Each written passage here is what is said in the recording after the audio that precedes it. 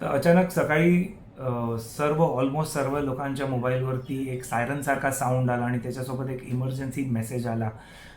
थोडीशी पॅनिक निर्माण झाली ज्यांना माहिती नव्हतं ह्याच्याबद्दल. पण गव्हर्नमेंट ऑफ इंडियानी ऑलरेडी ह्याबद्दल अलर्ट केलेलं सर्वांना. पण काही असे लोक होते त्यामध्ये ज्यांना माहिती नव्हतं, कल्पना नव्हती, त्यांच्यामध्ये थोडीशी पॅनिक निर्माण झाली. पण काळजी घेण्यासारखं काही कारण नाही आहे. ह्याच्यामध्ये इस्रायल आणि अमेरिकेच्या युद्धाचा काही संबंध नाही आहे. ते वॉर्निंग मेसेजेस हे नेटवर्क जे आहे हे देत नाही आहे. हे फक्त एक ट्रायल होती. NDMA, national disaster management authority, आणि C-DOT जी कंपनी आहे, मेड इन इंडिया हे प्रॉडक्ट आहे, सर्व्हिस आहे. तर हे जी ट्रायल होती ती ट्रायल आज चालू होती आणि सर्व लोकांच्या मोबाईल्सवरती, नेटवर्क्सवरती हे मेसेजेस जे आहेत ते ब्रॉडकास्ट केले गेले. हे मेसेजेस जे आहेत हे फक्त एक टेस्टिंगचा मेसेज होता. ह्याच्यामध्ये पॅनिक होण्याचं कारण नव्हतं. ह्याचे बरेच अलर्ट्स गव्हर्नमेंट ऑफ इंडियानी ॲडव्हान्समध्ये दिलेले, तरी देखील काही ग्रुप्समध्ये पॅनिक झाली. त्याच्यात पॅनिक करण्यासारखं काही नाही आहे. कोणतेही मिसाईल अटॅकचे इमर्जन्सी अलर्ट्स नाही आहेत.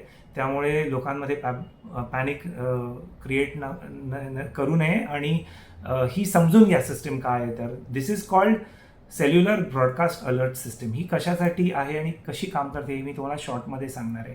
तर ह्याचा सर्वात मोठा ॲडव्हान्टेज आहे की आपण एवढे वर्ष SMS अलर्ट्सवरती डिपेंड होतो. जोरदार पाऊस येणार आहे, चक्रीवादळ येणार आहे, तर सर्व SMSच्या द्वारे government of India, government of Maharashtra किंवा SDMA, NDMA हे मेसेजेस पाठवायचे, IMD मेसेजेस पाठवायचे. पण ह्याचा एक डिसॲडव्हान्टेज सर्वात मोठा हा होता की रात्री बेरात्री झोपेत जेव्हा मोबाईल सायलेंटवर असतो तेव्हा हे मेसेजेस आपण बघत नाही. दुसरी गोष्ट, जर हा SMS लेट आला, म्हणजे नेटवर्क कंजेशनमुळे लेट आला किंवा तुम्ही हा लेट बघितला, जेव्हा हा इव्हेंट किंवा ही घटना ऑलरेडी होऊन गेली आहे, तर त्या मेसेजचा काही उपयोग नाही आहे. तर हे त्याचे सर्वात मोठे डिसॲडव्हान्टेजेस होते एक SMS बेस्ड इमर्जन्सी ब्रॉडकास्ट सिस्टीमचे. पण सेल्युलर ब्रॉडकास्ट अलर्ट सिस्टीममध्ये हे होत नाही. ही खूप इन्स्टंट सिस्टीम आहे, म्हणजे एखाद्या रेडिओ स्टेशनसारखं आहे. जे रेडिओ स्टेशन बातमी किंवा कोणतीही माहिती एका वेळेला जेव्हा ब्रॉडकास्ट करतं, हे सर्व रेडिओ जे चालू असतात तेव्हा त्यांना वन शॉट ही इन्फॉर्मेशन जी असते ती ऐकू येते. तर सेल्युलर ब्रॉडकास्ट अलर्ट सिस्टीम देखील याच पद्धतीने काम करतं. तुम्हाला इन्स्टंट अलर्ट देतं. हे कोणत्याही सिम कार्डवरती डिपेंडंट नाही आहे. तुमच्या मोबाईल फोनमध्ये सिम कार्ड देखील नसेल तरी तुमचा फोन नियरेस्ट नेटवर्कसाठी इमर्जन्सी मोडमध्ये कनेक्टेड असतो. तर त्या मीडियम थ्रू हा मेसेज जो आहे हा आपल्याला रिसीव्ह होतो. तुमचा फोन जरी सायलेंटवर असेल, रात्री झोपताना तुम्ही सायलेंटवरती करून ठेवला तरी हा मेसेज तुम्हाला वेळेवरती प्राप्त होईल.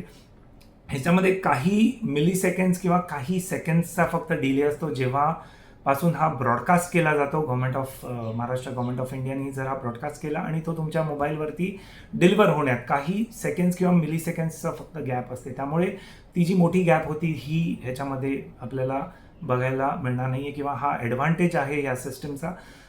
थर्डली, तुमचा मोबाईल जरी कुठला ॲक्टिव्ह प्लॅन नसेल त्याच्यामध्ये किंवा एक टॅबलेट असेल जो एका वायफायला कनेक्टेड आहे, त्याच्यावरती देखील काही टॅब्सवरती हा मेसेज फ्लॅश झाला आहे. त्यामुळे हे टोटली एक इंडिपेंडंट आहे आणि पुढे जाऊन I am sure government of India अजून याच्यावरती वर्क करून ह्याला इव्हन सॅटेलाईटशी कनेक्ट करू शकतं. म्हणजे काही असे पण ठिकाणं आहेत अजून जिथे मोबाईल नेटवर्क नीट येत नाही, तर त्या ठिकाणी हा मेसेज डिलिव्हर होऊ शकतो. प्लस काही लोक अजून देखील 2G फोन्स वापरतात, म्हणजे जे साधे फोन असतात डिस्प्लेवाले, ज्याच्यामध्ये कुठलंही मोबाईल नेटवर्क, डेटा नेटवर्क काम नाही करत, फक्त कॉलिंगसाठी यूज केलं जातो.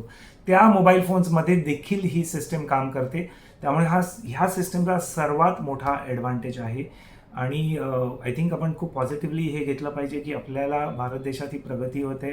गव्हर्नमेंट ऑफ इंडियाकडून खूप चांगलं इनिशिएटिव्ह आहे आणि येणाऱ्या काही काळात ही सिस्टीम इम्प्लिमेंट झाल्यावरती आपल्याला एकदम वेळेवरती अलर्ट्स हे जे मिळतील हे खूप आपल्याला सर्वांनाच फायदेशीर ठरेल. थँक्यू.